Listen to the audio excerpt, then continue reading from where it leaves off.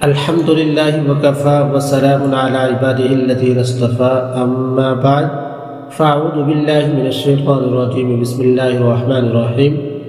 محترم سامعین و حاضرین، السلام علیکم ورحمۃ اللہ وبرکاتہ۔ رمضان المبارک کے مہینے کے اندر بہت زیادہ ہمیں اہم مسائل پیش آتے ہیں۔ ان مسائل میں سے ایک مسئلہ جو بہت زیادہ پوچھا بھی جاتا ہے اور عموماً پیش بھی آتا ہے کہ بعض دفعہ ایسے ہوتا ہے کہ ہم فطر کی نماز پہلے پڑھ چکے ہوتے ہیں، اس کے بعد تراویح کی نماز پڑھتے ہیں۔ تو یہ مسئلہ پوچھا جاتا ہے کہ آیا وطر پڑھنے کے بعد تراویح کی نماز پڑھنا جائز ہے یا ادا نہیں ہوگی، اس کا کیا طریقہ ہے؟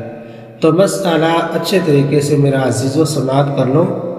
مسئلہ یہ ہے کہ اصل سنت عمل یہ ہے کہ سب سے پہلے فرائض یعنی 4 رکعت فرض عشاء کے پڑھے جائیں گے، پھر اس کے بعد 2 سنت، پھر اس کے بعد 2 نوافل، پھر اس کے بعد تراویح کی نماز ہوگی، پھر اس کے بعد وطر کی ادائیگی اور نوافل ہوں گے۔ اصل سنت ترتیب یہی ہے کہ فرائض کے بعد سنت، سنت کے بعد نوافل، اور نوافل کے بعد تراویح کی نماز، اور تراویح کی نماز کے بعد وطر، اور وطر کے بعد نوافل۔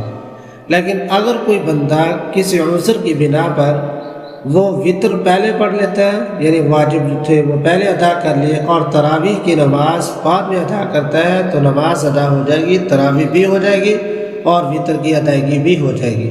لیکن وہ کسی عذر کی بنا پر ہو، اگر کسی عذر کے بغیر، کسی مجبوری کے بغیر اس طرح پڑھتا ہے تو وہ خلاف سنت ہے۔ سنت عمل یہی ہے کہ فرائض، سنت اور تراویح، پھر اس کے بعد وطر، اصل ادائیگی کا طریقہ یہی ہے جو سنت رسول صلی اللہ علیہ وسلم سے ثابت شدہ ہے۔ اگر کوئی اس کی خلاف ورزی جان بوجھ کے کرتا ہے تو وہ خلاف سنت عمل کرتا ہے، اور اگر کسی عذر کی بنا پر، کسی مجبوری کی بنا پر یہ کام کرتا ہے تو پھر اس کی نماز بھی ادا ہو جائے گی، وطر بھی ادا ہو جائے گی، اور تراویح کی نماز بھی ہو جائے گی۔